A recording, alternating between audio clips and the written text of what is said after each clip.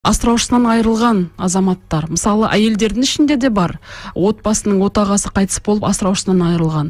Және бізде әйелі де жұмыс жасап, кейін әйелі қайтыс болып, қазір 6-5 баланы бір өзі асырап жүрген отағалары бар. Олар өте көп емес, олар небәрі осындай асыраушысынан айырылған деген категорияда әлеуметтік төлем алатын 80 мыңнан астам азамат бар екен.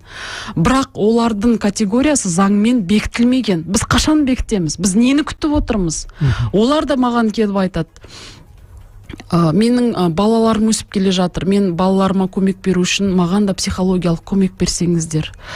Қандай өзгерістер бар, қандай оңай жолдары бар, қандай мысалы жеңілдетілген несие алу, қаржылық тұрғыдан біліктілік мәселесінде бізді бір сүйемелдеп қолдайтын орталықтар болса екен деп айтып жатыр. Яғни біз заңмен категориясын бекіткеннен кейін бұл мәселені қарастыруға да мүмкіндік аламыз деген ойдамын.